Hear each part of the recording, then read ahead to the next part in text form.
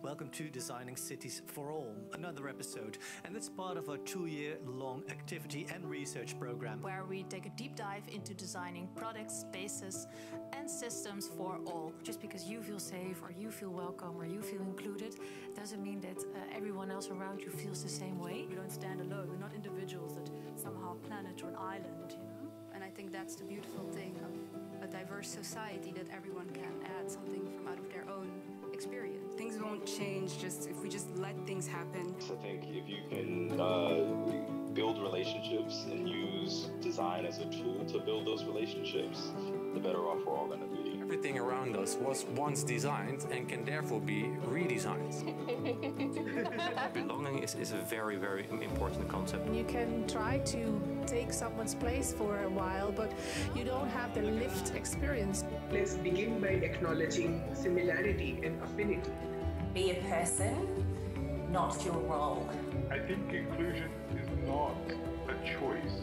Inclusion happens by design or not at all. In order to create truly inclusive public spaces that are accessible to everyone, we have to underline what everyone actually is. Real inclusion, it's got nothing to do with the norm, but it's like something that we create from all different perspectives. You know, so even when we bring everybody at the table, does everybody's voice count the same? Because it's a big question of who tells these stories. You know, the more I explore about other cultures, other religions, is the more ingredients I have to make the architecture and to answer the questions I get from society. Not fitting in was a blessing, or I would have turned out just like you.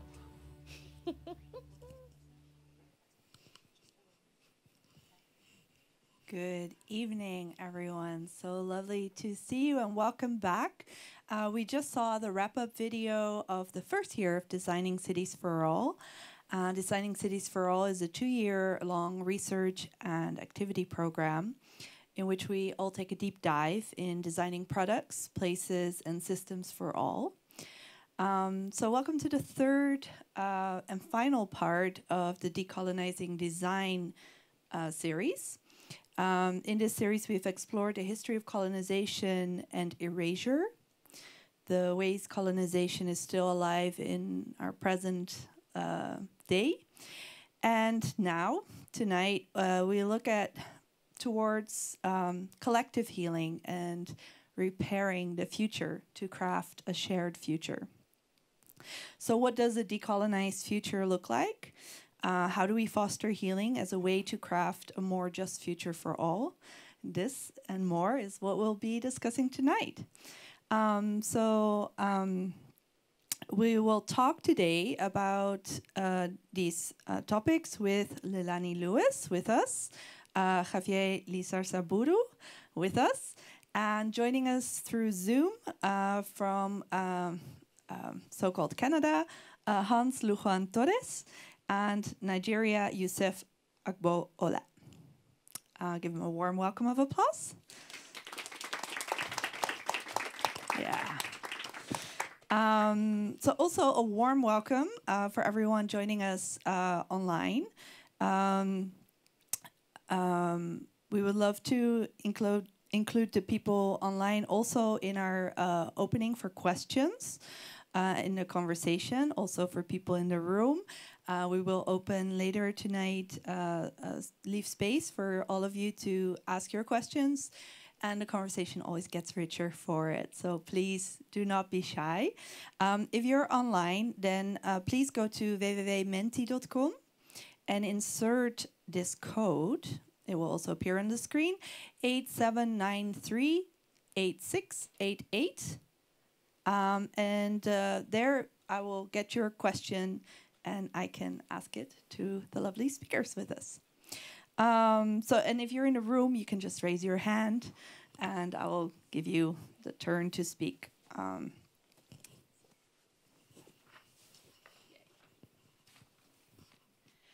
So for tonight, we will start with Lelani Lewis, get to know all the speakers, get a sense of what brings them here in this conversation.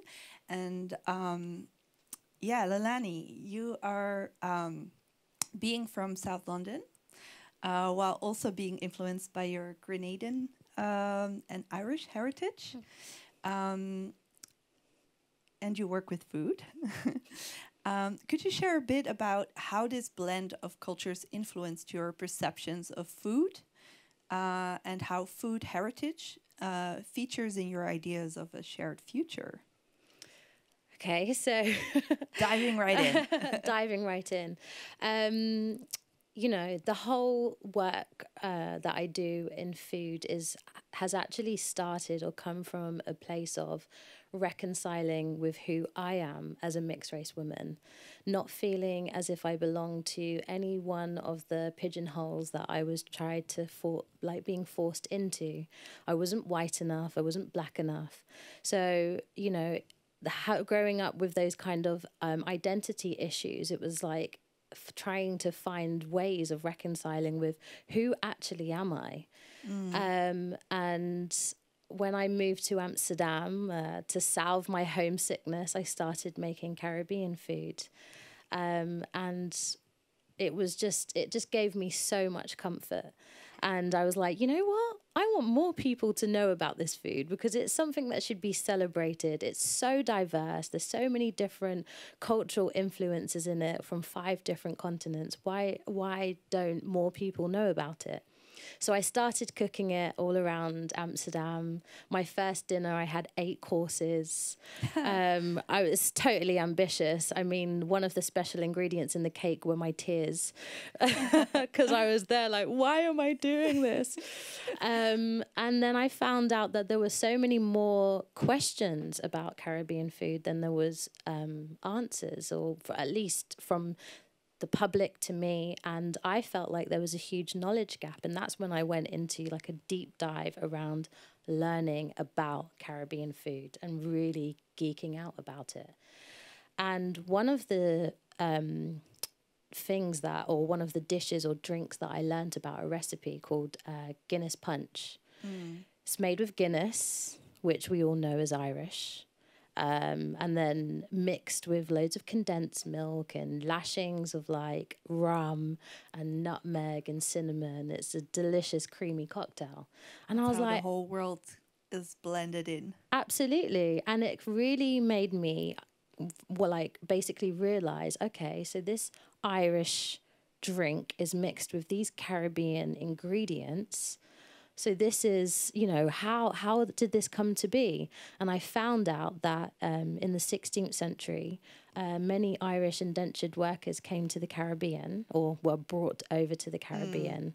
And that's when the Guinness Company were like, okay, we've got a big Irish community in the Caribbean. Let's start shipping it over. And it's a specific export in the Caribbean made for the Caribbean because to last the travel over to the Caribbean, they had to put extra hops into the drink to keep it preserved.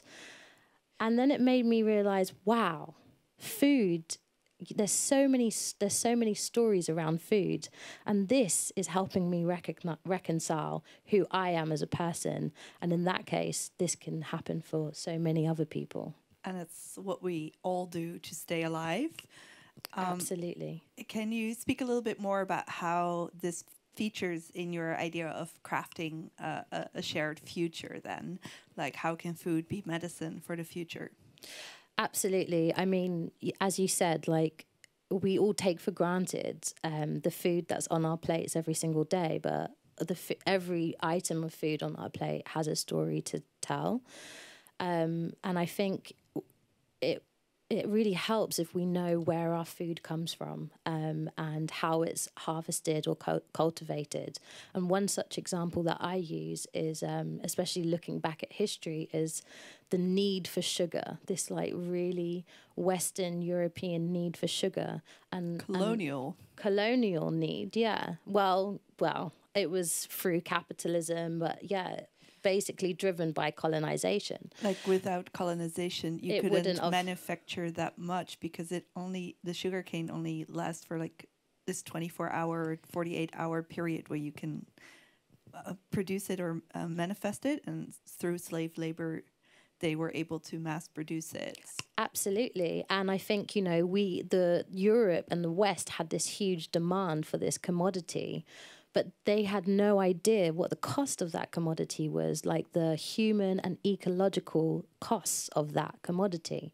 And so I feel like if we look back at history and see that that cost basically millions of lives, then we can start to think, well, what is on our plate? And maybe not take for granted the next time we have like a smashed avocado on toast and think, well, where is that coming from? And how do we, you know, how does that come to be on our plate? So I think and then we're looking at that picture. It looks so good, that avocado. When I saw it, it made me drool. How hypocritical. What are we looking at here? So this is a dish called Saltfish and Ackee. It's with bakes and avocado and plantain. Avocado. Oh. Yeah, so basically it's the national dish of Jamaica.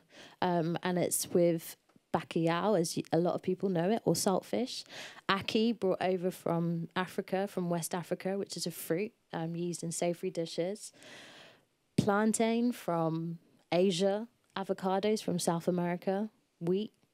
Wow. And it's just basically, that's the thing that I love about Caribbean food, is that basically it's like the world on a plate.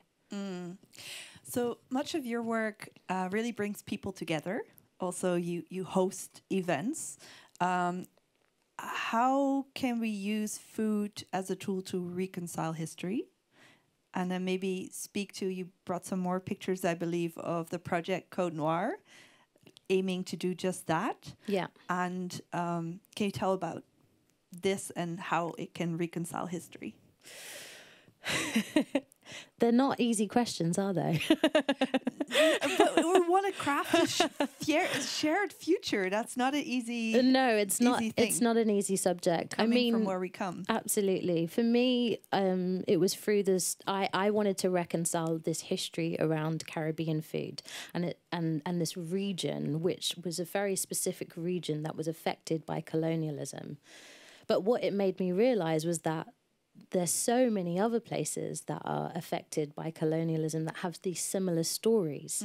And I felt like because of what colonialism did, which was disseminate these cultures, not only through mass killings and stuff like that, but also this campaign of literally wiping out their culture. Erasing it.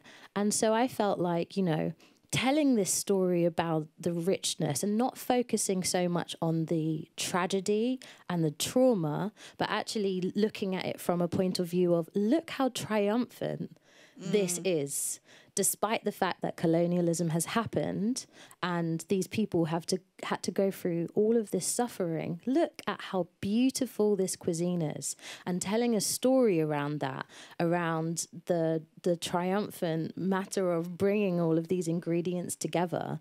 And for me, that is a way of reconciling history, because it's not just telling the story, but it's also doing it in a way where you're giving back people value in what they bring with their culture and with their contributions to a culture.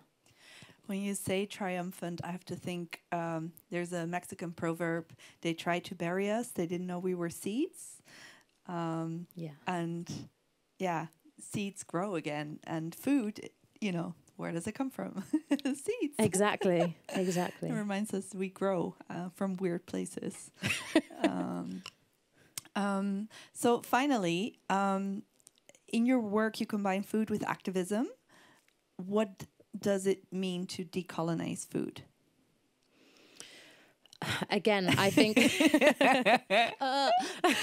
for me, again, for me, it's about bringing awareness around food and putting the value back into the culture that these people brought with them to the food culture, or whether it be the religious culture, and just claiming it back, you know, really owning that, and then bringing awareness to other people. I think if we can take something like Code Noir, which basically guides you through the different influences that came into the Caribbean.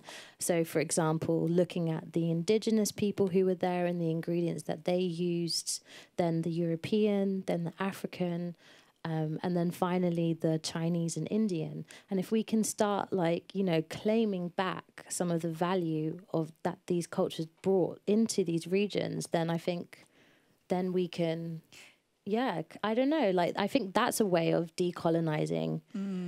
It's claiming back, basically. And at the moment I'm writing a cookbook, and I really want to spread this word of, or this philosophy that basically we all eat the same. Food is something that is so universal and that we have to do as a matter to survive, but it's also a way that we can basically have these tangible links to one another. You know, had it not been, although colonialism cannot be condoned in any way, there's always two sides to a coin. You know, now we have this rich tapestry of food all over the world. You know, what would Italian cuisine be without Andean tomatoes, or Dutch stamppot without Peruvian potatoes? So there's two ways of looking at it, I think, as well. And I like what you say of like bringing all these continents together into one dish, that you are reminded that all continents can be yummy, and remind humans to be a bit more yummy themselves, maybe. Or maybe that's just me spinning with what you said. Thank you so much. We'll come back to you in a joint conversation. I'm going to turn to my other side. We have with us Javier. Javier, you call yourself a narrative doctor, amongst other things, maybe. But what is a narrative doctor? And could you tell us about your journey that led you to this title? Okay. I have some images there that I think it's better if I talk with visuals. Yes. Well, if we can go through, if we can go quickly through them, because for the Americas, in 2 days we remember a very controversial date, the 12th of October, and we usually focus this day on Christopher Columbus. Who came? We can pass quickly through these first 4 images, if you have them there. This is a typical image of the benevolent adventurer who arrived in the Americas before it was the statue of Columbus in Lima. But the thing is, we have written narratives, visual narratives. This is what used to be, well, this is the plinth where Columbus stood for many years in Caracas, Venezuela. And here we have very quickly, not that one, that's for the next, so when we establish narratives, in my view, they are not meaningless paragraphs, they are not innocent descriptions, they are not single-layered messages. They are, in fact, they are charged with meaning. They are carriers of memory and identity, and they are multi-layered. So, and in some cases, like the narratives around Columbus, you have several. You know, it was, at one point, it was called the Day of the Discovery of the Americas. It's Hispanic Day. It's the day of Columbus Day. Or, which, for some people in the Netherlands, don't know, but it is actually the 12th of October, so coming up in 2 days. Yes. And from the 1992, when much of the Americas remembered 500 years of the journey of Columbus to the Americas, then there's been a lot of indigenous rehabilitation in the narrative. So in some places it's called the Day of Indigenous Resistance and so on. So what you see here is, for me at least, is a narrative in movement. And when I place myself there, I call myself a narrative doctor, because sometimes these narratives can be sick, sometimes they need healing, because you can see the consequence of telling people that this was a glorious experiment of early globalization in a continent, when you see the consequences of that, even 500 years later, you have to stop and think, wait a minute, was it really all this wonderful and positive? As you said before, it's a coin with two sides. But for me, the dominant narrative for almost 500 years focused only on one side of that coin. It erased the elimination of 100 million indigenous people in the Americas alone. So, you know, the statistics are very grim as well, it's true. But the thing is, for me, the issue is, okay, how do we move ahead? We have this narrative that has, in some cases, or in a lot of cases, depending on your perspective, has created, has left behind what I see as a colonial wound. So how do we heal that? And but that is one aspect. There are other narratives that have hidden contents, and then you need to unveil that. And in other cases, you have narratives that need new truths. So it's like, it's not an easy answer, but it is, I see it as a process. And it's a process where you're, for me at least, you're always asking questions. And because in the end, for me, in any case, the purpose of healing, of arranging or creating narratives have to do with inclusive cities. Because the final product for me should be aimed at equality or more equality. Healing the wound. Yeah. Thank you. So maybe to also clarify, you have a history in journalism, in communication. Yes. And you also, your recent thesis work dives into urban exclusion in your native city of Lima, Peru, using decolonizing approach through architecture, street names and monuments. What did this thesis process mean to you? Well, it meant a lot because it wasn't an academic exercise alone. It's part of what I've been doing for the last 10, 12 years. And it's your home city. Yes, and because Lima is a city that historically has had issues in incorporating, integrating its racial and cultural diversity. And there are numerous polls every year that ask people what is one of the, besides criminality, of course, and those very basic issues, but there is one that has to do with citizenship, and the issue of racism always comes on top. So for me, it's been a question of trying to find out, okay, well, what do we do with this? And how can you see racism in the architecture of the city? So, and the thing is, urban exclusion has been traditionally analyzed through different factors. Could be infrastructure, education, health, and so on, but very little through cultural symbols or urban symbols. So I looked into architecture, street names and monuments in a specific period, which was more or less at the beginning of Lima after independence for the next 100 years. And the street names, I used a model that was created by a team, an international team, and basically I tried to analyze, in the case of the street names, I searched in 6 major categories.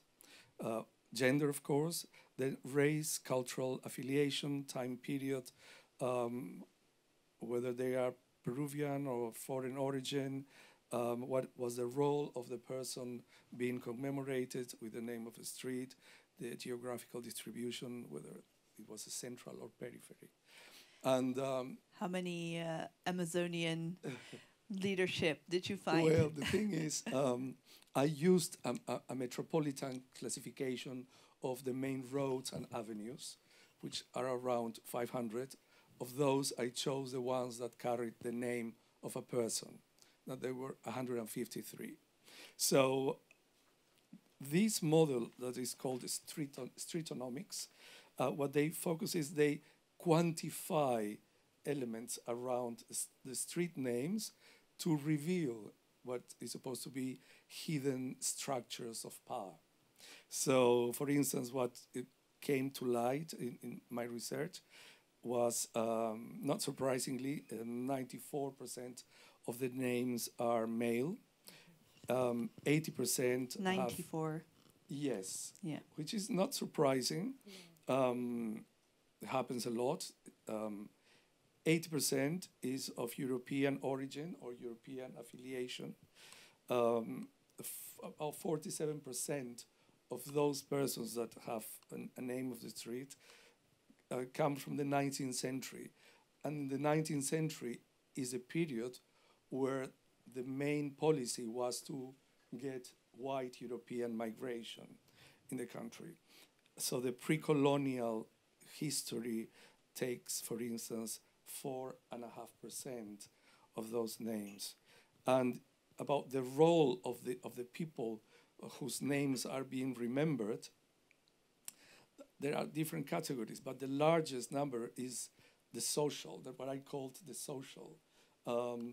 It does cut across other categories like presidents and heroes and so on.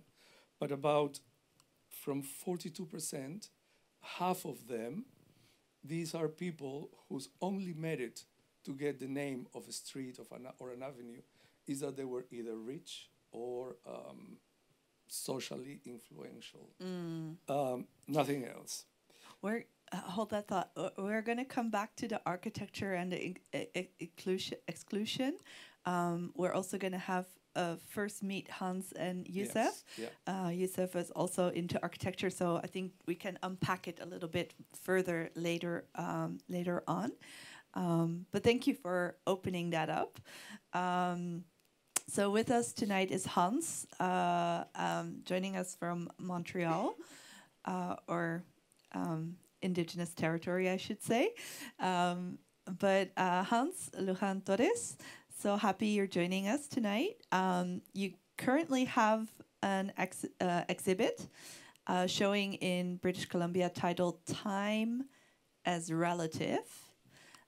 In which ways did you explore time as a relative? Yeah, hi everyone. Thank you so much for having me. Hopefully you can hear me okay. First of all, just hello to Chihiro. Chihiro was so lovely to visit here in Dojage maybe 3 years ago now, in the before times, as we like to call it. So it's really lovely to connect with you this way. This exhibition is called Time as Relative. It is essentially about the construct of time. So we like to think that time is something that has been ongoing and a constant in our lives. But if we really look at the history of it, we see that it's actually been designed quite strategically. And it's only about, like, our current perspective of time is maybe only 300 to 400 years old. So my approach to looking at this view of time, or thinking about time in an alternative way, is by inviting queer, trans, and non-binary artists to be in dialogue and discuss how they experience time. You know, if we look at the design of time and how we kind of experience it now, we can kind of pinpoint it down to this life cycle that we as humans are supposed to accomplish. You know, we're supposed to grow up, go through adolescence, be productive, get married. What's that? And be productive. Yeah. But in that, we're supposed to get married, have children, raise them, and then pass this on forever to our children and their children. And productivity is very much a part of that. But queer, trans, and non-binary folks often experience that sort of linearity a bit differently. Some have more than one adolescence, or some don't get married or have children. And so just in seeing how we can disrupt that sort of expectancy of time, that very colonial view of time, I think is really interesting. And it's something that's also been at the zeitgeist lately, you know. This project was really inspired by the pandemic, and this collective moment where we all kind of pause for a brief second. And during this time, you know, all galleries were closed temporarily. So I found myself finding refuge in poetry, just reading poetry books because I couldn't really go outside. And I found that a lot of poets, in particular queer poets of color, not only were discussing time in this very rich and beautiful way, but also their experiences of it way before, you know, the pandemic. And so they had all this language and all of these experiences that I thought were really interesting to bring together. And this is kind of what resulted in the exhibition. Lovely. We also see some pictures on the screen. Yeah, this is the exhibition. Yes. I was wondering, you already spoke to queerness and to colonization as two layers of exploration in your work. What does queer decolonized future look like to you? I think just thinking, like, again, if we think about our view of time and it's this linear view of it where the past is in the far distance and the future is also something to attain to, and we're in this present, you know, that's something that we use to kind of help us make sense of time. But in reality, that's not how time works. If we look at how scientists are viewing time right now, they suggest that time happens all at once, like this block time. So if we were to collapse this idea of time, it kind of helps us, it shifts our perspective on the future. It's no longer something that we have to work towards or that it's out of reach for us. But, you know, what if we think about the future as happening right now? How does that change our perspective on time and on how we relate to the next generation or 7 generations forward? I have to think of Glenn Coulthard, who wrote this book in which he also talks about the ontological difference or the philosophical difference between the Western orientation of being developmental, like this linear, and Indigenous being land-based, and land not just as a value, but as a relative. So if the land doesn't grow, what you develop is relationship. So it's not going anywhere. And it kind of circles back into that relationship or this relationality. And I wonder if you can speak a little bit more to the title, Time as Relative. What does it mean to have time as a relative, as a friend, and not as a kind of police or a discipline master? For sure. I mean, so the title kind of references 2 things. One is the theory of relativity, which just kind of explains that we all experience time differently. But also it serves as a bit of a metaphor. So thinking about time as a relative. And we kind of do this already in this idea of father time, this very patriarchal perspective on time. But if we were to follow in, for instance, Ocean Vuong, Vietnamese poet Ocean Vuong's current idea of thinking of time as a mother, for instance, you know, what does it mean to think of time from a maternal perspective? Also, one of the layers within this exhibition is looking at the relationship between queerness and family. So for many years, these have kind of been positioned as opposites, whereas, you know, queerness is seen as an identity that you have to accept, or the whole family has to accept, and if it doesn't, then, you know, they're ostracized from our relationship, and kind of decides on these sorts of things. But what I found is, you know, particularly for queer and trans people of color, family and that relationship is a bit more nuanced, and there's a lot of different layers of exploring that. It's not just a black or white sort of thing. And I was really curious to see what happens when you can bring those 2 together, when time can be queer and ancestral, because those are 2 very important things for, or a bunch of there are layers within identity that can coexist with one another.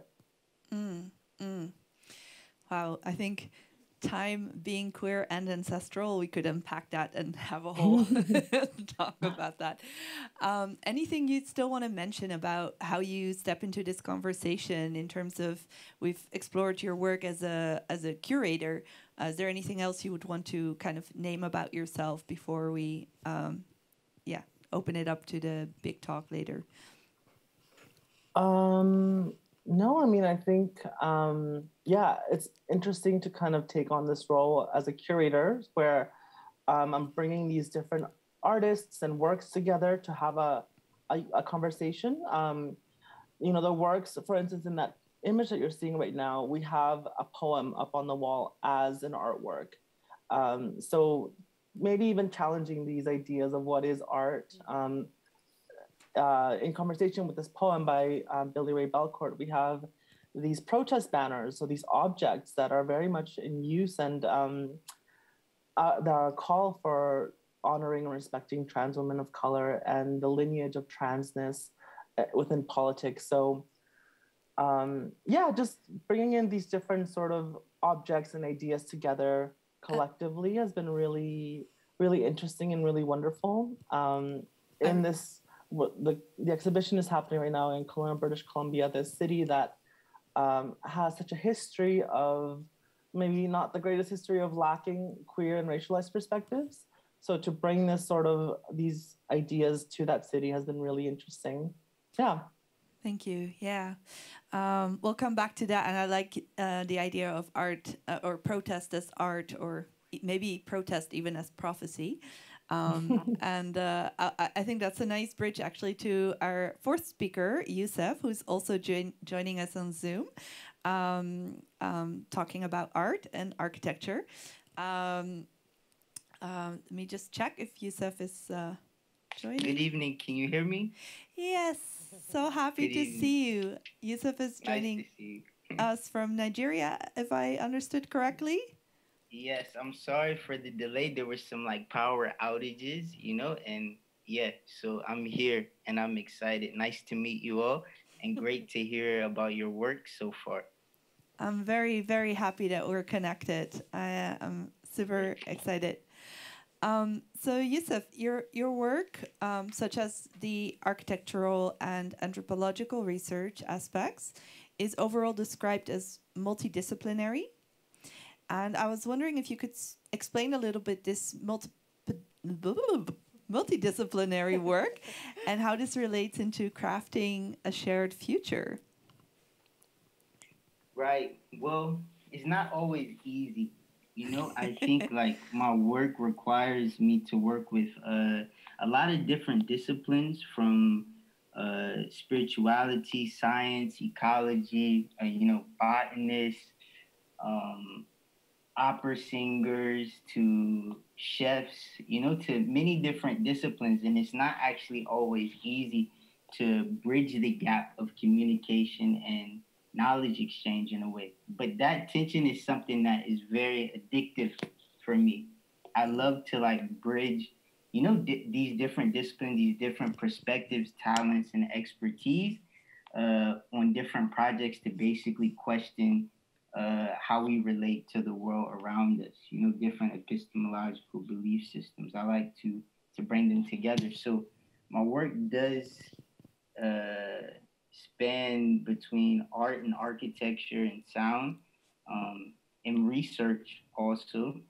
So, and I believe you also brought some examples or some different visuals for us to kind of get to know your work for the people who don't know it yet. Maybe you can speak to those visuals of what we're seeing and.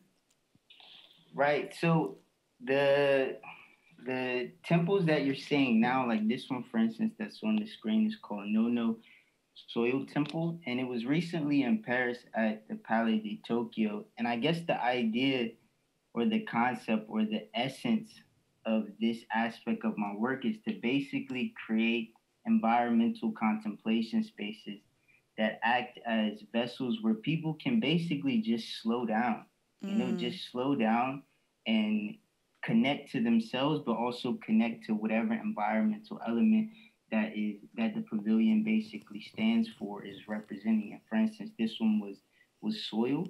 So the whole pavilion was out of natural fiber and recycled plastic. And then we used soil and different scents that people could basically smell and connect and basically have a conversation and communicate, actually talk to the soil, listen to the soil, slow themselves down and connect to it. Where did the soil come from?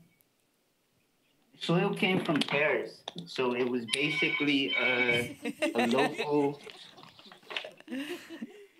Sorry, guys. Yeah, so it was basically it's from Paris. So this pavilion, it was in Paris, but then it will travel to the Amazon forest. And when it travels to the Amazon forest, then all of the soil will be, actually you can see it in this picture. Basically, the forest will eat the whole pavilion. And that's kind of the idea of the ephemeral in my work. I love to create architecture that basically decays. You just mentioned ephemeral. Can you explain what that means?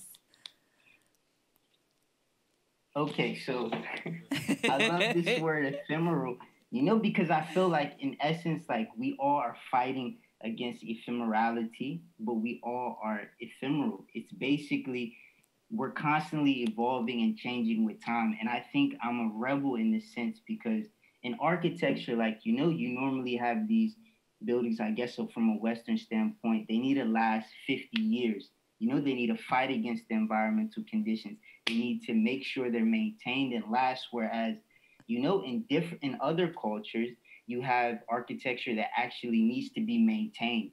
The ephemerality of nature, the different elements, the wind, the sun, it will crack the clay, it will expand it. But you have to gather the community together and actually repair the architecture. So there's this constant change of flux, right, that we're all connected to. Yeah. So this is very important in my work to basically, instead of fighting against the elements, I want to work alongside them. Okay. I want the pavilions or the temples to breathe, to change color, to bleed, to sing. Like I want them to be alive, you know, and embrace that. I hear you. I think that really fits in greatly with the question I was going to ask as well about when talking about designing for the future and decolonization, often still there's a human-centeredness or priority given to the human, forgetting about the rest of the web of life. And I've noticed in all of your work that it's quite environmental and kind of, I was wondering about your thoughts on,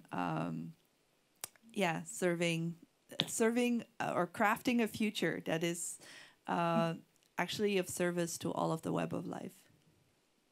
Yeah, I think, okay, like for instance, this image here that's on the screen. So this is like, basically it's a plethora of different things. But let's just say like the scale of that is basically like 1 million times what the eye can see naturally. So it's a microscopic photograph.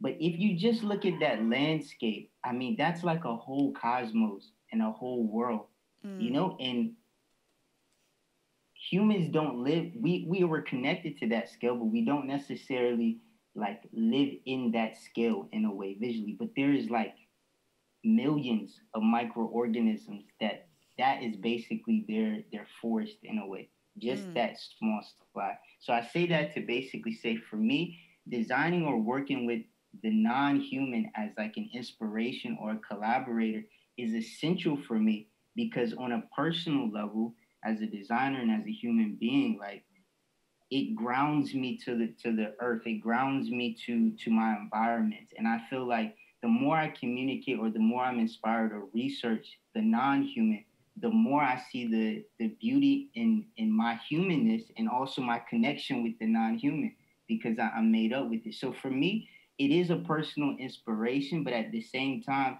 it's like very, I mean, I hate to say the word intellectually like fulfilling, but it's so amazing to like look at like birds' nests and the way they make them, because they're like genius.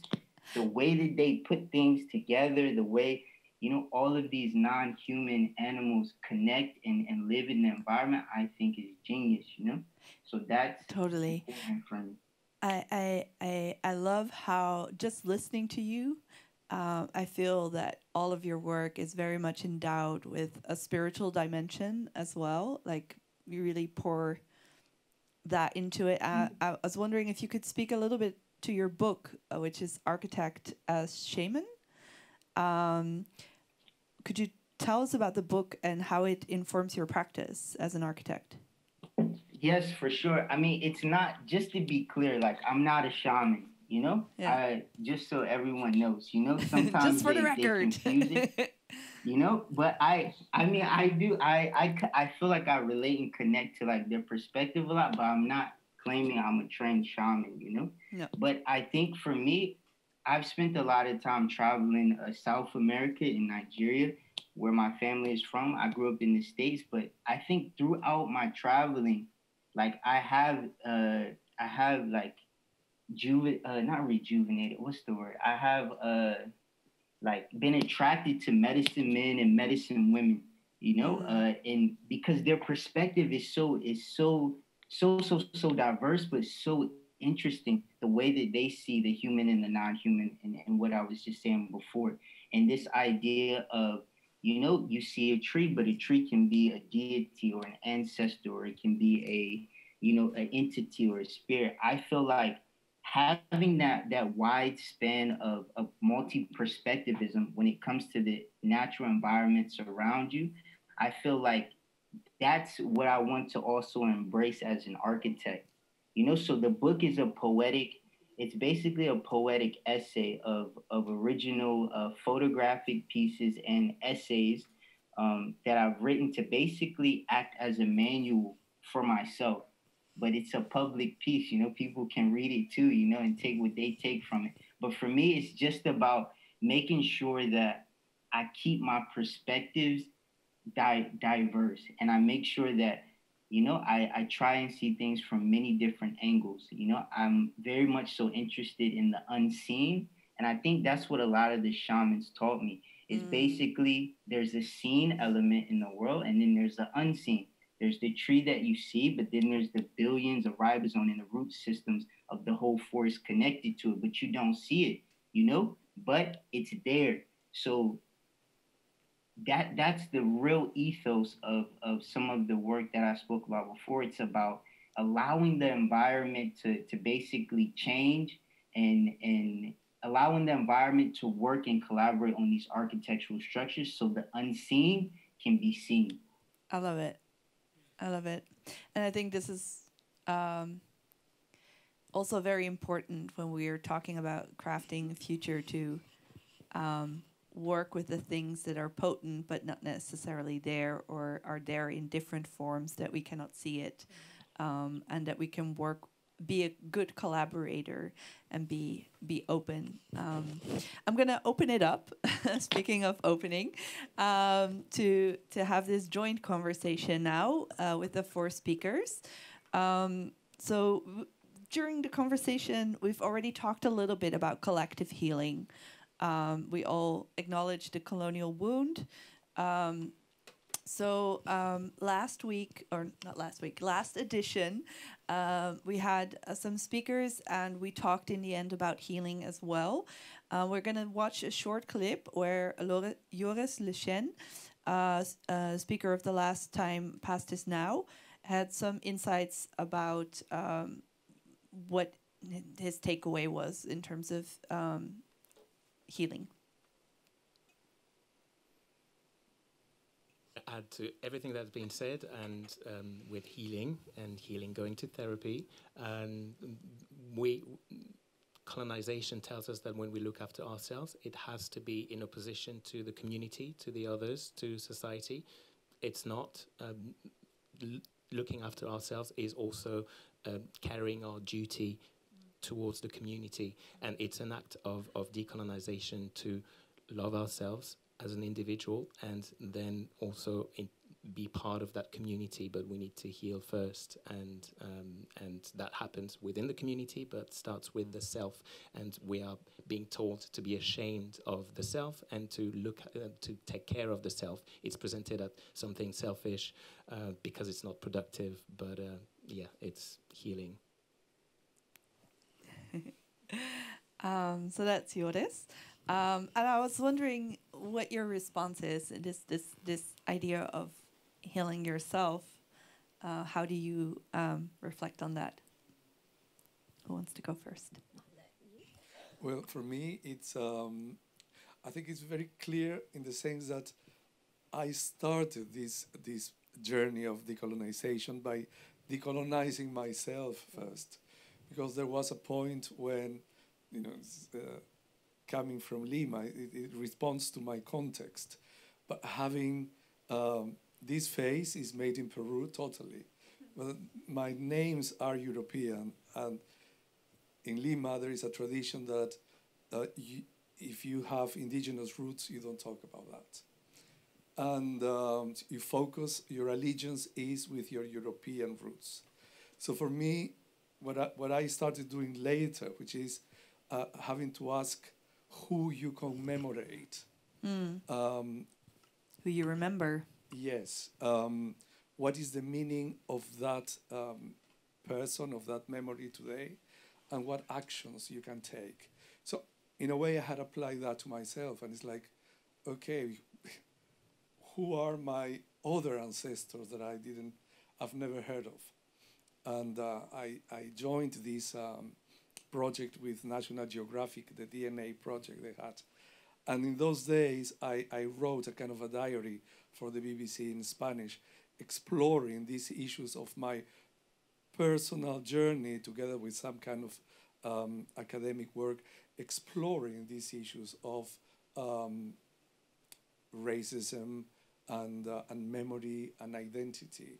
So in a way, for me, it was bringing back my identity to that hidden part of who I was.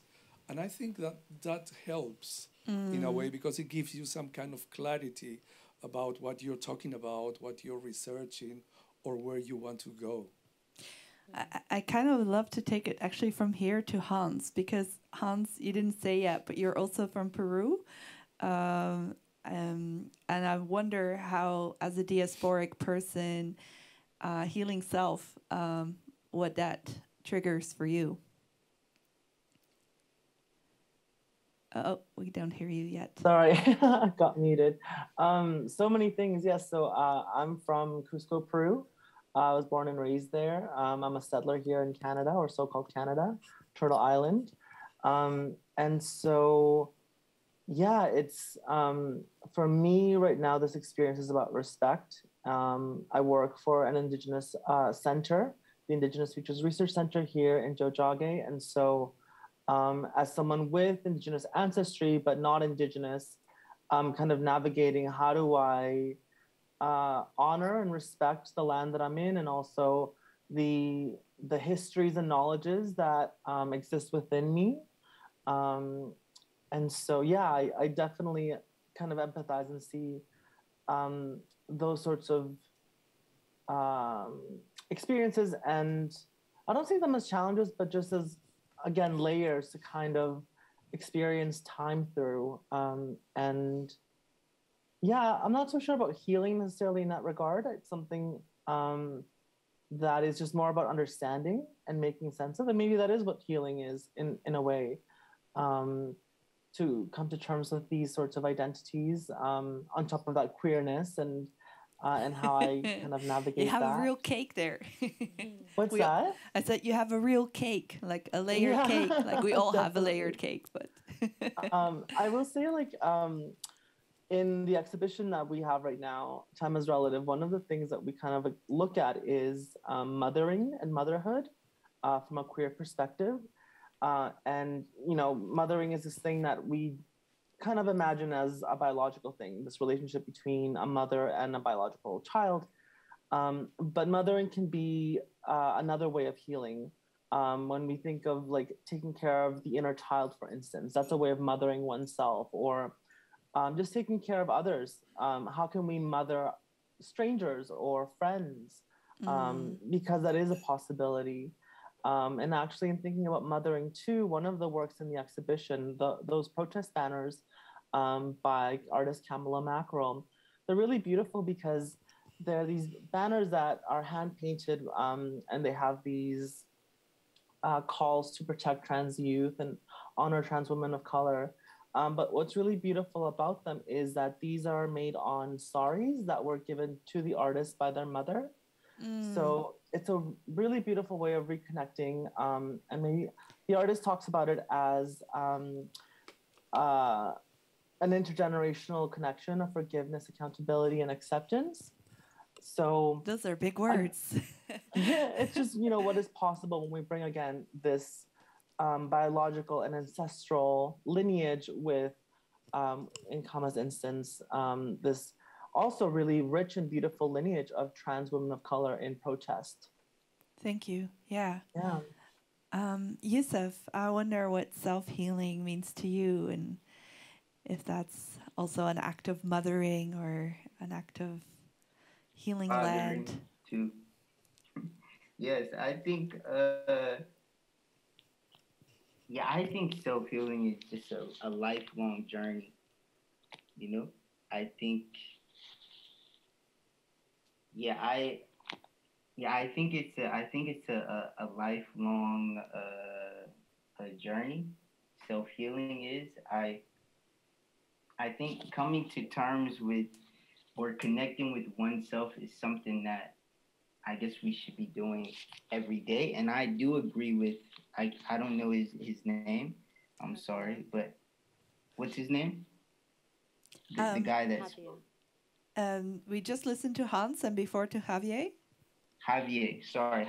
I do agree with Javier in the sense that I think we do need to self-heal in order to like heal the collective or connect to the collective in a healed way. You know? So that was Yuri's, the clip you mean? Okay, Yuri's. Yeah.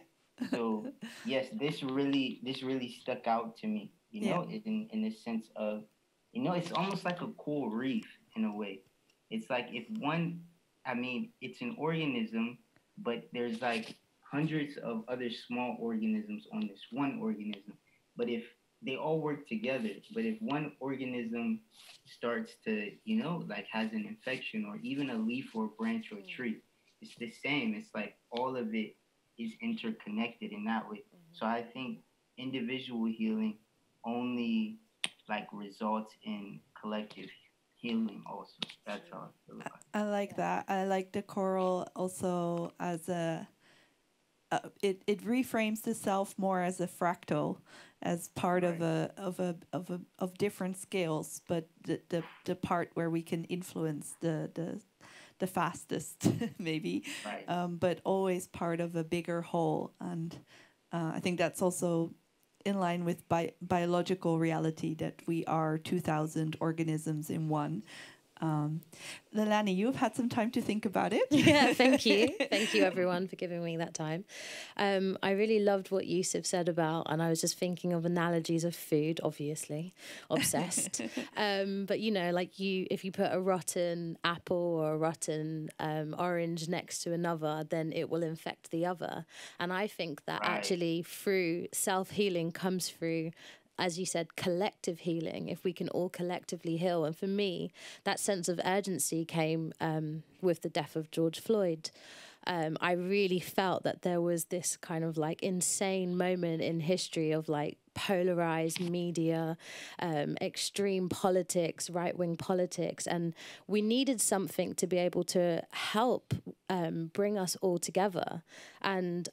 And that's when Code Noir came about. You know, it wasn't just about a vanity project for me. It was also a way for me to explain and help people to understand where these kind of ideas around, or these structures of race and racism came from.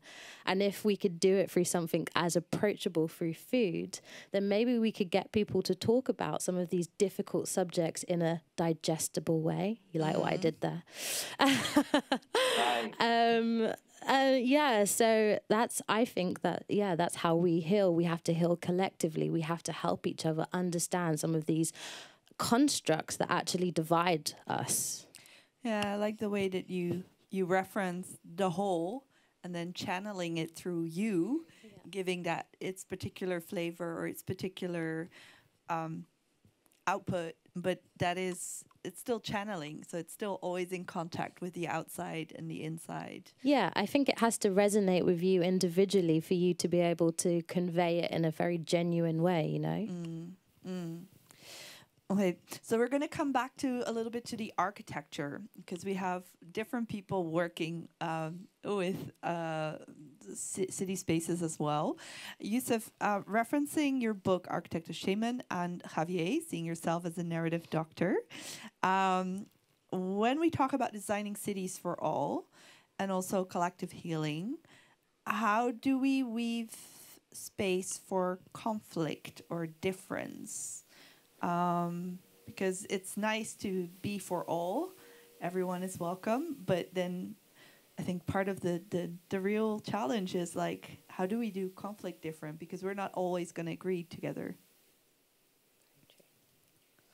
Whoever wants to take it first. I guess mine is more so like, I'm not super interested in like when you say like there is conflict, are you speaking about humans, right? Human conflict. It can be, but okay. It's just more of a question of how to deal better with opposition. Okay, I think I understand. I guess the like the surface answer for me is that like when you say city for me, like I think one tectonic, I guess, like a city as in, the type of, basically, I guess what I'm saying is that I would like to design in the city basically for non-human. And the conflict that I want to happen is basically other species interweaving themselves within our typical city structure of what we call city, because I feel like, yes, there are many architects, friends of mine, designers, that are, focused on like social spaces and things like this, or spaces where, those tensions or conversations can have about social politics and things like this. And I feel like I'm over here too, doing the same thing, but just for the other species. So yeah. we need both. Definitely. Both perspectives. I love that you kind of call that in also, how cities are already so overemphasized as a monoculture for humans. Right. I also have to think of the spikes, like in Amsterdam at some point they put up a lot of spikes against pigeons, but then also from neoliberal kind of design, you have all these spikes in places where homeless people can't sit. So it's kind of a design against the other or the non-desirables. But that's what comes to mind, how sometimes speciesism and designing against a bird can also be designing against people, kind of mimicking. What do you think of? Well, for me, my starting point was Lima. As I said before, is a city with difficulties, social difficulties. So the final point would be, how do we move forward in a city where the majority say that racism is one of the major complications? First of all, I think you need, for this kind of conversation, you need political will to start with. Otherwise, whatever you want to do or say will always stay in the periphery.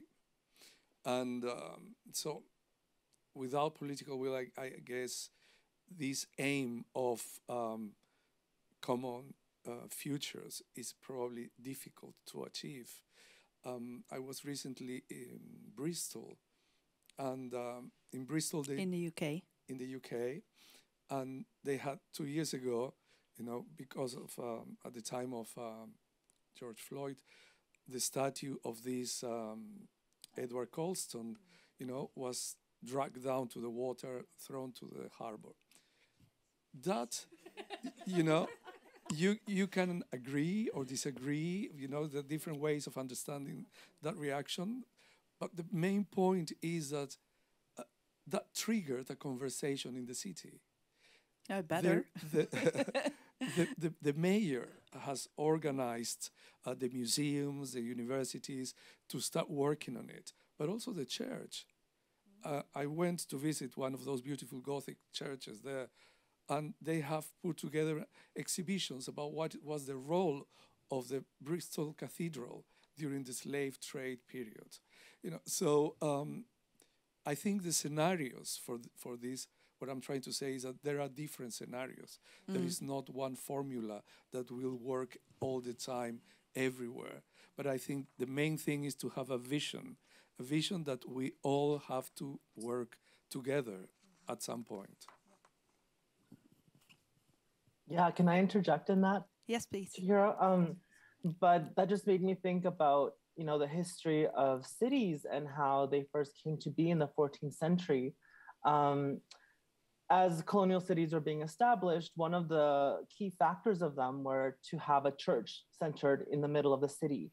And each church had to have a bell tower, and each bell tower had a clock in it, because beforehand, each city had their own way of keeping time, whereas this sort of introduced not only the church, but also this very specific time. Like the bell would ring only when it was time for prayer or for work.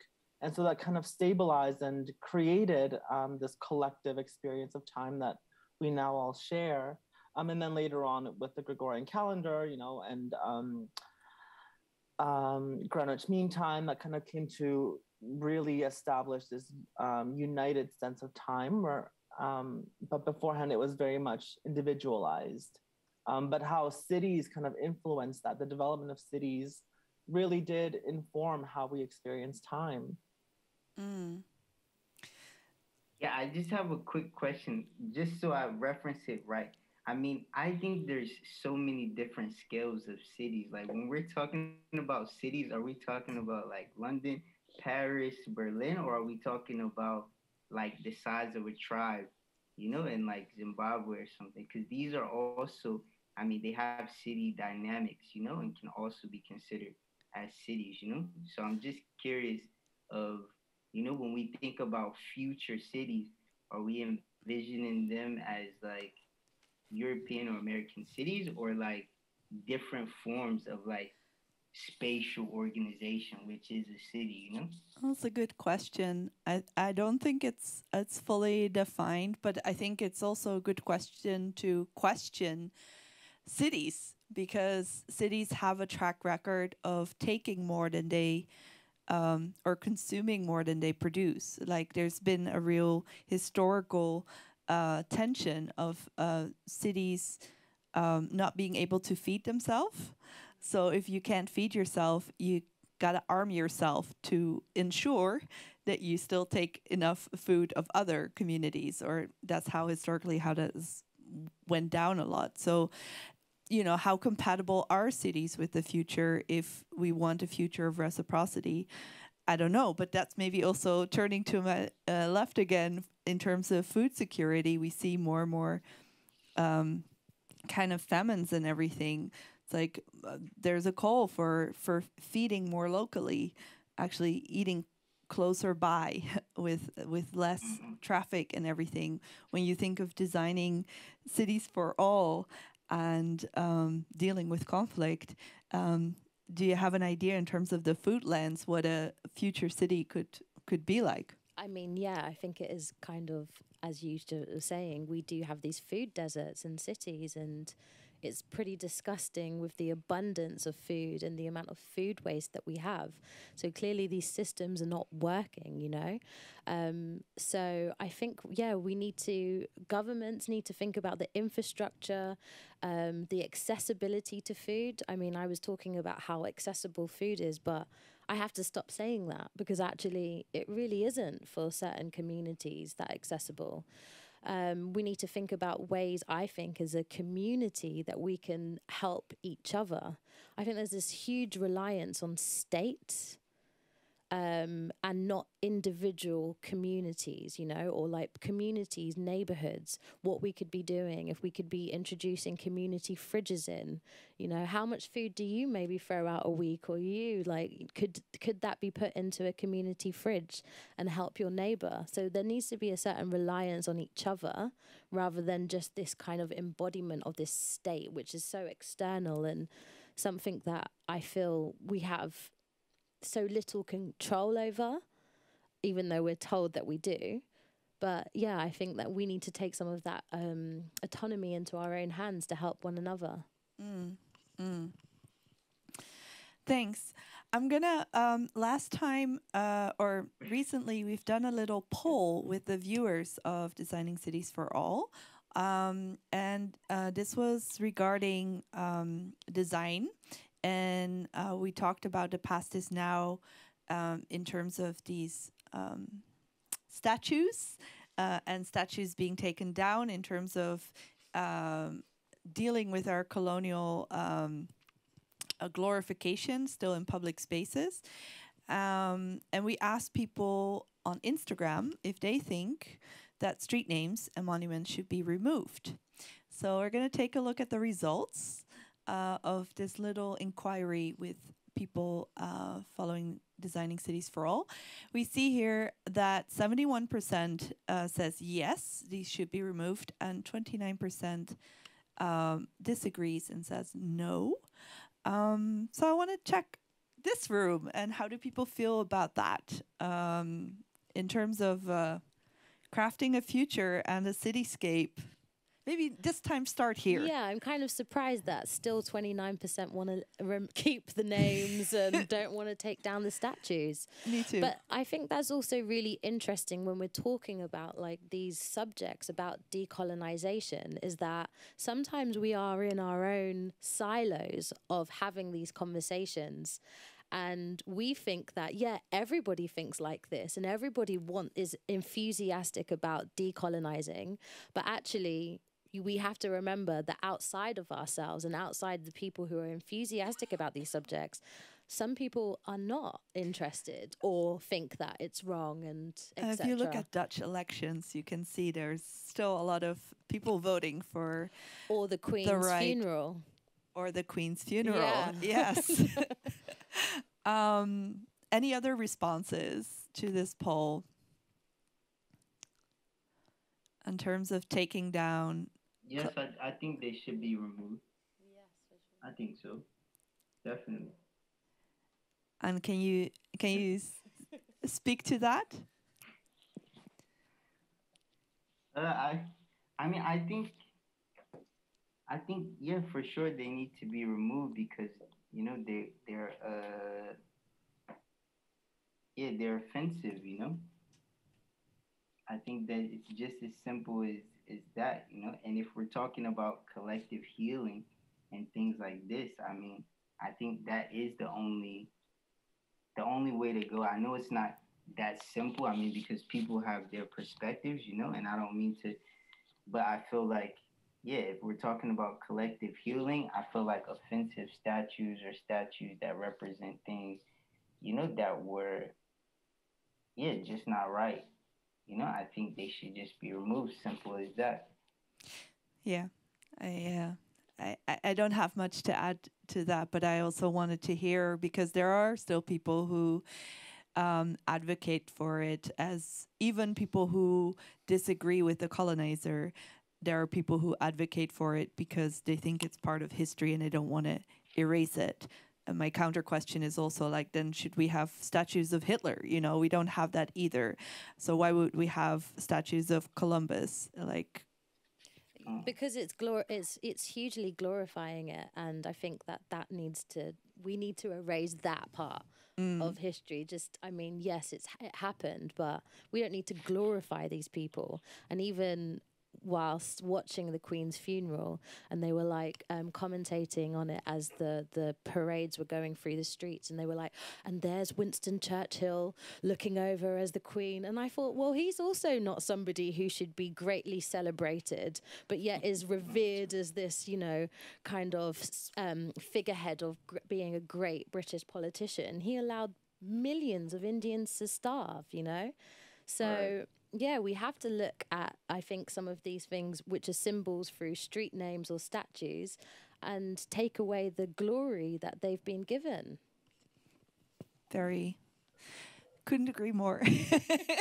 I don't have anything to add, but you're being very quiet, and maybe you have something else to say. But the thing is, for me, I take a step back because, in a way, it's not as simple as saying, let's get rid of them, because every city has its own context, its own way of dealing with it, its own public opinion. And I can only speak for what I have researched, which is Lima. And Lima, there are a lot of statues that I would take away, but it is a very conservative city. And so how do you deal with that when the public opinion, the majority, seems to be in favor of that? So I think in such a context, for me, it's important to start this conversation before reaching a decision. We have to, because it's not only the statues. In Lima, in the 19th century, we had this issue in Latin America with scientific racism, which was really very bad for the cities today. And in three of the most important avenues in Lima carry the names of leaders of the racist movement in the 19th century. Most people have no idea about that. But so for me, the question would be, let's look into this. Who are we remembering forever? Who are these gods of the nation that we are supposed to, look up to? What meaning? How meaningful they are today? Do they really, are they hurtful for communities? Then what can we do?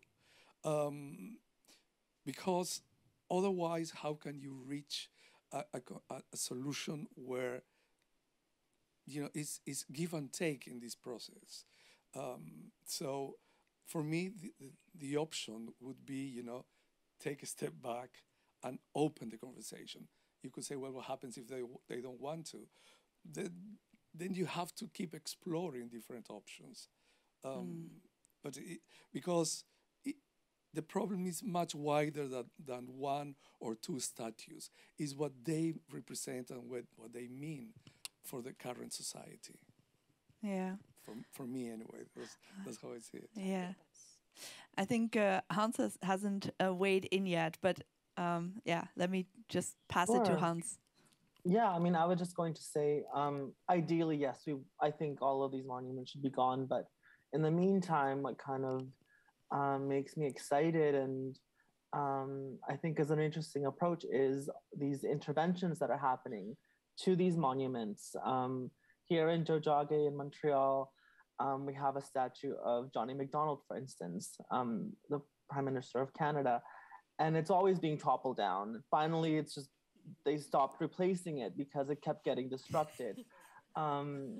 But also there's like a monument of Queen Victoria I that always gets paint dumped on it, and so it just shows that people are showing resistance. It also makes me think of the work of Peter Moran's museum, or Nicholas Galinan, these really brilliant Indigenous artists who use these monuments as stages to really bring in these perspectives that are maybe not as common, or that do need to have that dialogue experience in the city.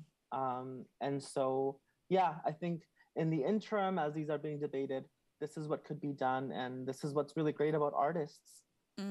Definitely. And I'm thinking every time somebody calls it a conversation or a debate, I always want to say, like, but are both sides speaking? Because if we can't erect the statues for Indigenous resistance or people that have been erased for 500 years, then is it really a conversation? I have to think of Pafini Baburam. She, in Suriname, got one of the colonizer statues taken out and replaced by a woman, a statue of a woman, Tetari, who was a resistance fighter.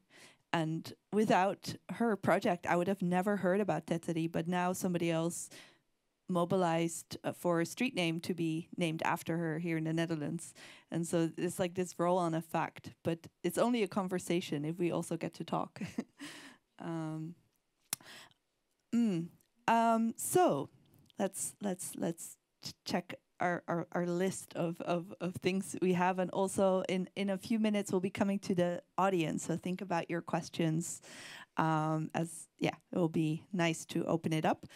Let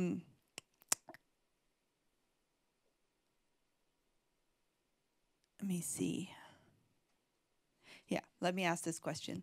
So when we talk about a decolonial future or futures, obviously for that we need some liberation. But before liberation comes imagination. And I want to collectively imagine what that could look like. So kind of tap into your inner eye. And maybe I'll start with Yussef. Like, what do you imagine? What do you imagine as the unseen, the possible?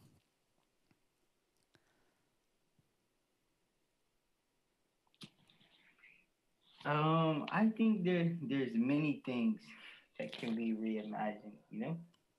I think I think places like should just be clean, you know? They should be clean. You know, clean. I think that would be a beautiful reimagining, you know, of a city structure. And when I say clean, I just don't mean like organized and tidy. I feel like mentally, spiritually, and like physically, I feel like the environment should be clean so it induces like peace, you know? I would love to see people working together, you know, but like really working together. And it goes back to what you were sharing, what she was sharing, I'm sorry with the names, but what she was sharing about sharing food, you know? Like Lelani. if you have leftover food, like you can share it with your neighbor. And I think that's like really beautiful, you know? And I've been before, and I'm going to a tribe in northern Nigeria. And I mean, it's like, I don't know, like people do that now, you know, like smaller cities. And that's what I'm saying, like smaller places, like the intimacy. It's not really about the scale of the city being huge, but I think if you have an intimacy and an interconnection with your like local tribe, you know, your local city, like that inner cosmos of micro city, I feel like that is like a really beautiful, that would be a really beautiful future if we can become more connected to our intimate surroundings, you know, no matter what place we're in, you know, no matter what scale of the city. So that's what I think.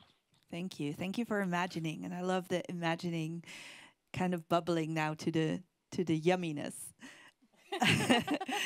Do you have any yummy imagination? No, but I just want to say I was like, throughout Yussef talking, I was like, yeah, totally. Because I do think that to imagine a better future, a city of the future, and something that's decolonized, it's about actually moving away from the individual and more into the community. And I think that is where we thrive as human beings. And there's been far too much focus on the individual for such a long time. And that just makes us feel isolated. It makes us feel depressed. And so I think that, for me, an idealistic future of a city would be based around like completely ingrained in community and how we help one another and support one another. And it feels so idealistic. It almost feels intangible. Like one little tiny moment in that day in community. Can you describe that, either how we eat or how we go about some work thing or go about our communication? Oh, I think for me, I love when people, like a potluck, when people come together bringing their different foods to the table, you know, and you get to taste or this. I think like food, when you cook it well, is an embodiment of love. And if you get to taste all of these different people's foods and their embodiment of love, like how beautiful is that? I sound so woo-woo right now. I realize that. But I mean, if you don't have these kind of like shoot for the star kind of dreams, then what's the point, right? Exactly, and we need to kind of spark each other's imagination. Once a lady told me she was imagining universities where abuelitas were telling their traditional ecological knowledges, and I was like, I've never imagined it, but now that I see it, I will never not see it. So this is what I'm trying to tease out, like what are little gems of your imagination so we can collectively dream that. Javier, what do you dream? Well, I guess I'm in that sense a little bit more practical because I dream, in the case of Lima, of a city where the names of these avenues that have been given to leaders of the racist movements of the 19th century are changed, that they receive, there are lots of indigenous people who died for the independence of Peru. Very few of them have been recognized. So I would choose. Can you name some? There is a big list, and one specific one that is part of a project in Congress has to do with the people who were together with Tupac Amaru. His relatives and friends of that group, 2 or 3 have been recognized, but not the majority.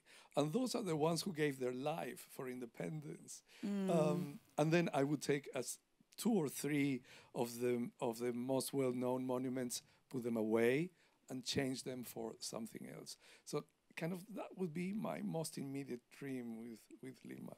Yeah, and the beautiful thing is we might have a little peek at what that dream looks like, because there is somebody, George, who is actually drawing all through the night this conversation, and we will see that at the end of the night. So keep dreaming, and our collective picture will be more beautiful.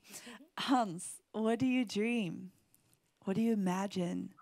I guess I was going to say, and just listening to Lelani and Yussef speak, this idea of community, I think we got a glimpse of it actually in the pandemic. We had this little glimpse of the future, actually multiple glimpses, both good and bad. But I think when we were all kind of asked to be confined to our own neighborhoods and our own spaces, our own homes, we really had to, really see who is our community, who, not just like from far away or even work related, but just like who are our neighbors? And how do we relate to them? A lot of people started gardening, taking care of plants, growing their own food. And it was this very unique, utopic experience amidst all of this chaos where like food wasn't accessible. And yeah, I think we had that sort of moment, and then it kind of changed as, everything kept moving so drastically and throughout that time. But I think, what if we were to continue that idea on? Because I think it's necessary. We have to start planning for the future in that way. And we have to brace ourselves for a lot of more change, because I think it's predicted we're going to see the end of capitalism within our lifetime. So that's not going to be fun. It's going to be better for us in the future, but we're going to have to encounter a lot of change. And so it's all going to come down to where you're at physically, who you're with, and how you can contribute to that neighborhood, to that community. Definitely. Can I add just one more thing? Sure. I was listening to this podcast about Puerto Rico, and after the huge hurricane, well, not the most recent one, but the one before, and how they started to become more reliant on themselves and their community for internal aid. And, you know, they were building kitchens and feeding one another and feeding the community. So I really believe in what you said, you know, like starting to rely on one another and creating these ecosystems amongst ourselves to, you know, feed and give each other back what we need, I think is definitely a way forward that we need to move with how we think about our cities in the future. And adding to Puerto Rico, I have to think of the failed movement Occupy in 2011, that when Sandy came in New York, a lot of the politics didn't actually look out for the neighborhoods that were poor. They just, you know, fortified the banks and the big multinational buildings. But it was the people from Occupy who went into all the neighborhoods and actually provided the direct help, or the direct, and this is what Hanss was talking to, of actually, we are going to face a lot of storm.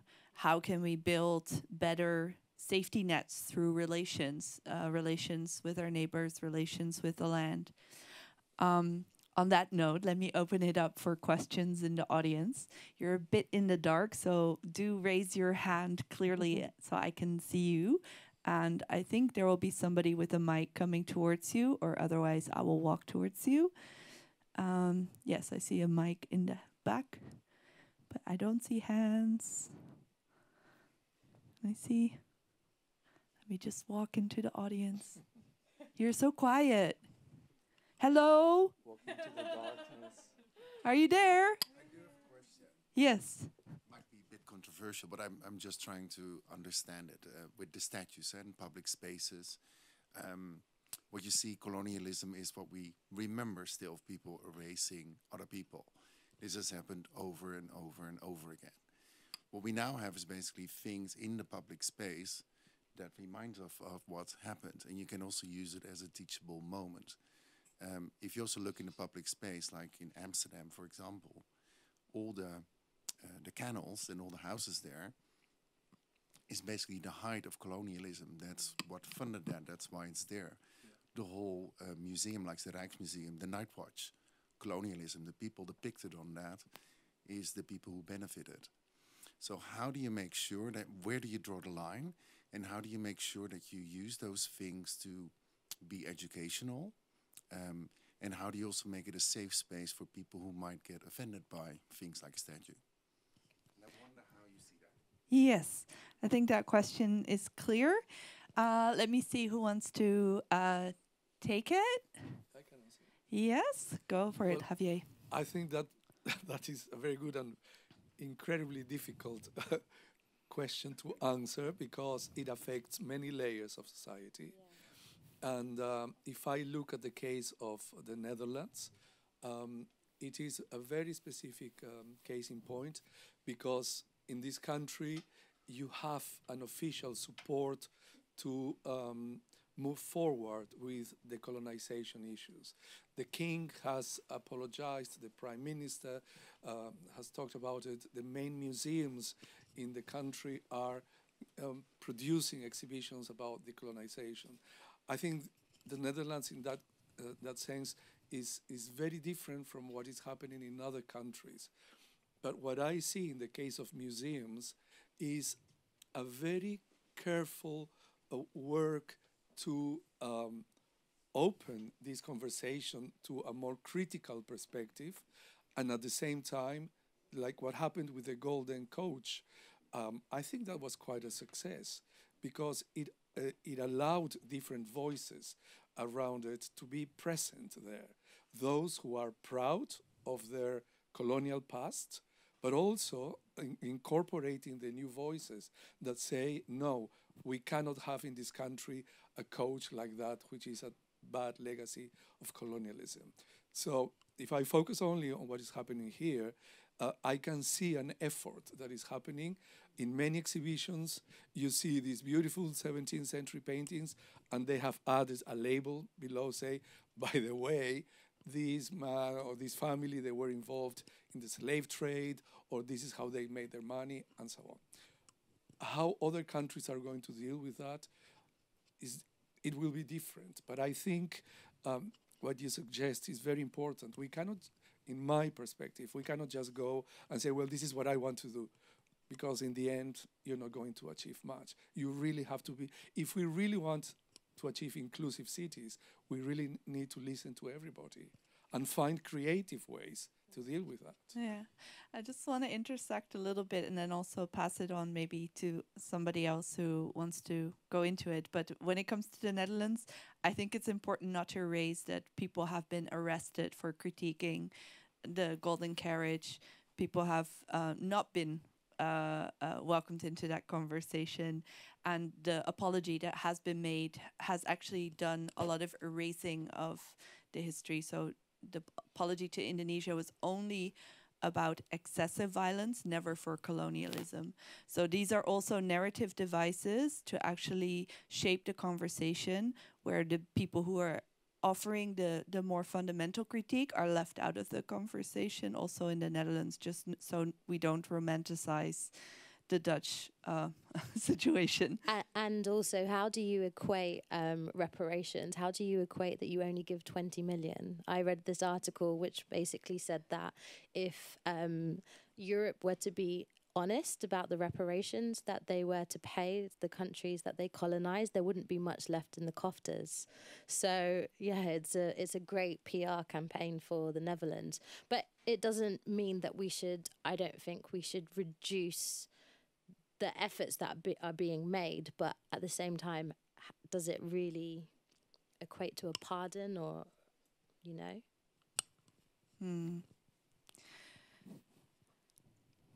Looking to the screen for an international perspective.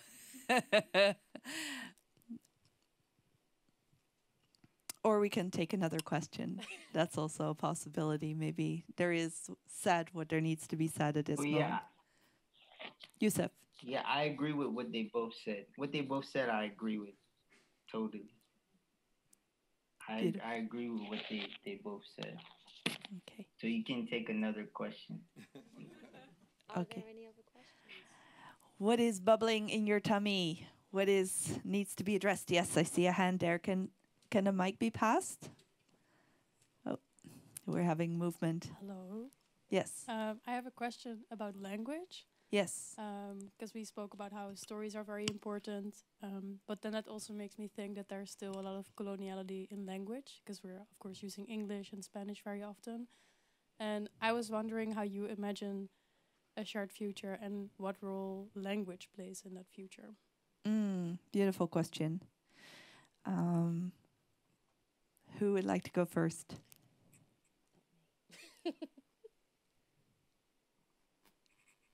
I'll kind of drop in. I don't know, I think there's just different languages that we all can, there's universal languages that we can kind of pick on.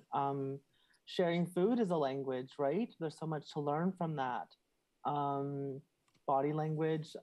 So I don't know, I think looking at those alternative ways of communication, I think are really exciting in the future. And really building on what we have right now too, you know. We found this sort of collective way of speaking technologically, you know, we're in different parts of the world at the moment. How can we improve that in a respectful way and in a useful way?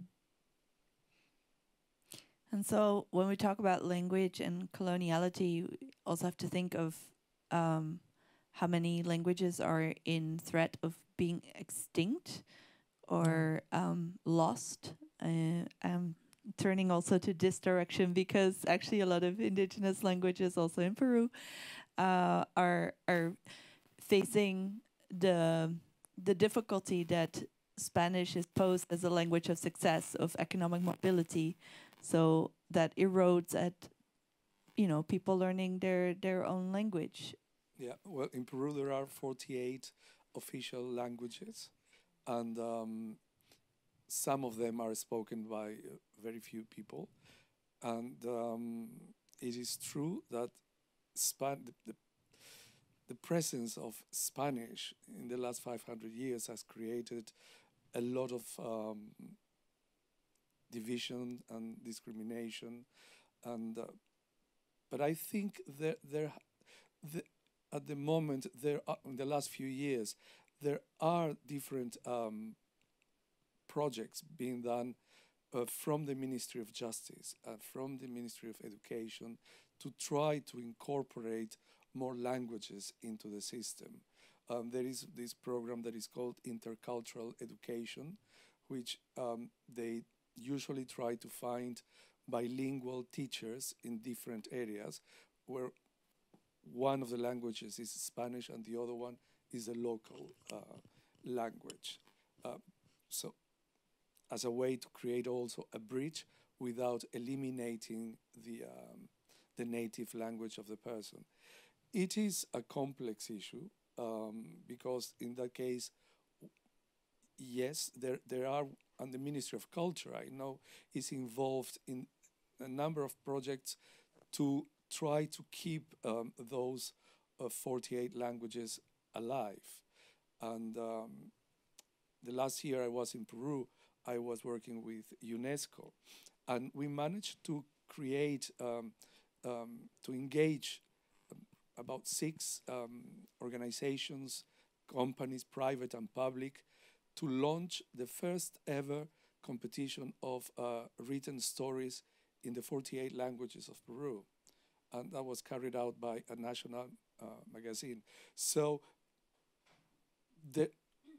you need different ways to create to revalidate. And also to ensure that the vulnerability of these languages doesn't remain like so, but they can actually continue. Because there is, of course, history, meaning, symbolism in those languages for those communities. And a lot of ecological understandings or ways of relating as well. I have to think of Kimmerer, who talks about her language, Indigenous woman, of having more verbs. So to be a lake.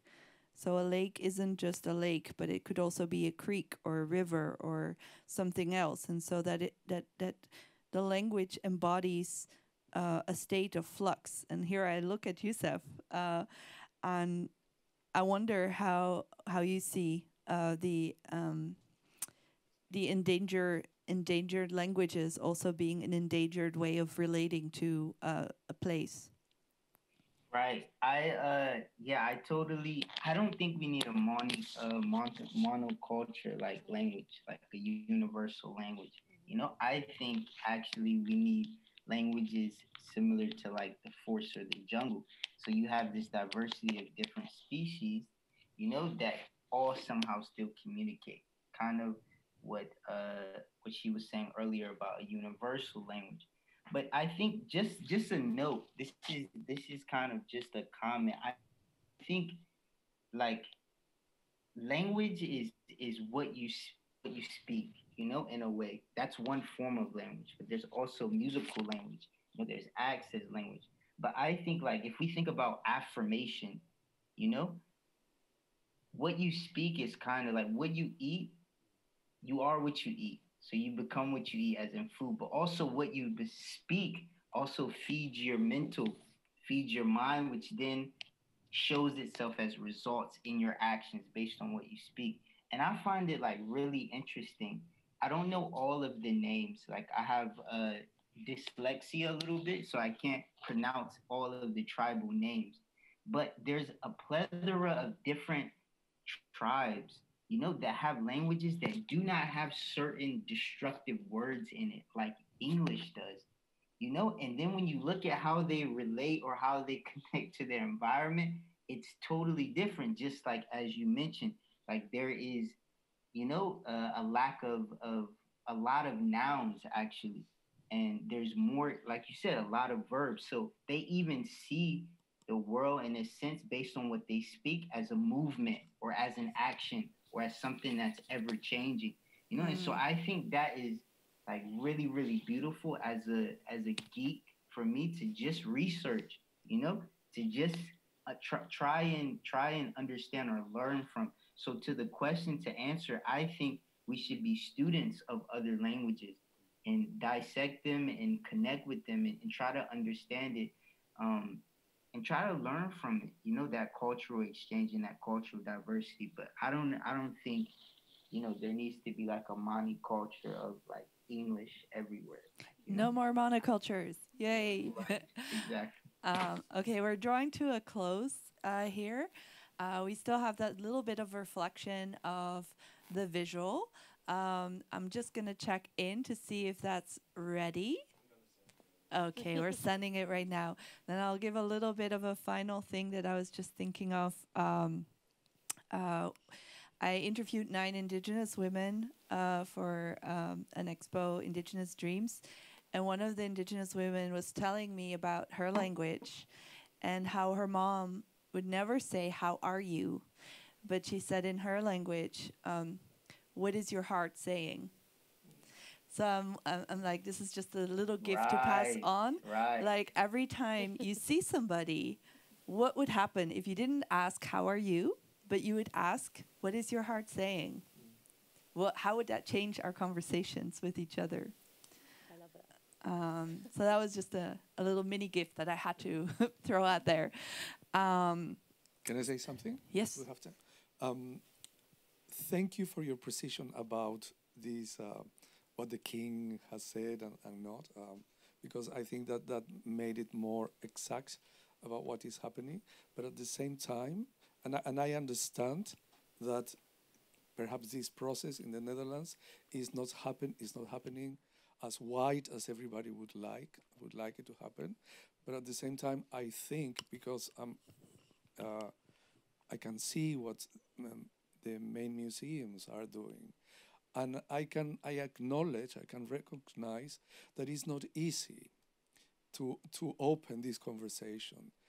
It may not go as far as some people would like it to be, but it is putting on the table, on display, these difficult issues about colonization. So I think there is a lot of effort in that. I think it's important to recognize that. It may not be the ideal situation, but it's opening up minds. And I think that's a process that you cannot say is going to happen in 1 year. You don't know how long it will take, but it has to start at some point. And for me, that's important, that we take that first step, however imperfect it is.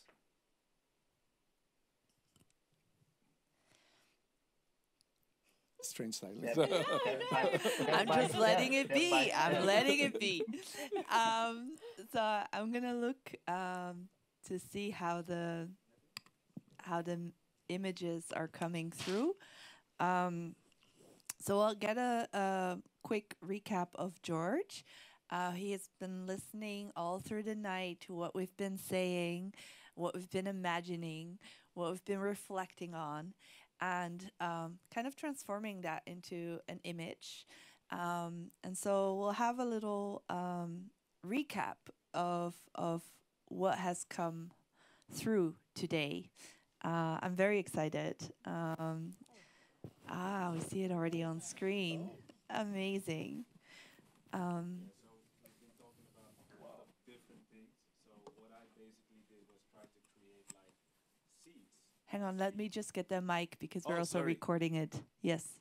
All right. So, wow, I sound really deep. Yes, welcome. And can somebody send that to us in the chat? Because we can't really see it. I would love to see it. Yes, somebody will put that in the chat. Okay. Yeah, so what I tried to create was create seeds, because this is like an ongoing conversation, and it's something we need to do together. So I basically just, of course there's some funny things in there, like the tring you can see up there when Yussef got a call. But besides that, it's all about serious stuff. Like, let me just check. Let me see. There are a lot of quotes. Like, there is not one formula, but we have to do it together. That, for me, that's a really strong one. Another quote I got was, it looks like a simple quote, but it's a really powerful one. Like, people are showing resistance, you know, with the statues that are being torn down. What Hanss said, and then let's see, what's a nice one again? Yeah, I liked what Lelani said about, so ideal people coming together and tasting each other's food. I think that's a nice thing. What should happen? And how can a future city be like? Oh wait, let me see. Did I write that one well? Yeah. So the question was, how can a future city be like when it comes to food? And basically, the answer on that was, we need to look more on individual level instead of, you know, like the state. I think that's a really powerful one. Like, coming together like a community, smaller communities, instead of looking at the state and looking for questions like, how are you guys gonna solve this? But yeah, I think basically there are a lot of more quotes that I can't get, but that's it basically. I think everybody. Can we have a big round of applause for that? Yes. I love it. And for everyone who's a little bit further away, I would invite you to check it out and walk to the screen and see it up close. So we are coming to a close. I would love to thank the speakers for sharing with us very generously from all across. Thank you, Yussef. Thank you, Hanss. Thank you, Lelani. Thank you, Javier. Also, a huge thanks to Jonathan, who has been programming this entire series, this triptych. This was the final part of Decolonizing Design. Thank you so much for following along the series. If you've missed a part, they are all online on YouTube. Also, from the 24th of October to 28th of October, Designing Cities for All, in collaboration with TU Eindhoven, will also host a series of talks during the Dutch Design Week. So you are very welcome in Eindhoven. Would you like to learn more about colonial histories and decolonization? And also join us the 12th of October on Indigenous Liberation Festival here in Pakhuis de Zwijger. All of the programs that Pakhuis organizes are made available for free. But in case you want to support, if you've enjoyed tonight, do become a friend. You can do so by scanning the QR code on the screen and show some support. That was it. It was lovely to be your host. And thank you for joining, and have a very lovely night. We'll see you in the bar.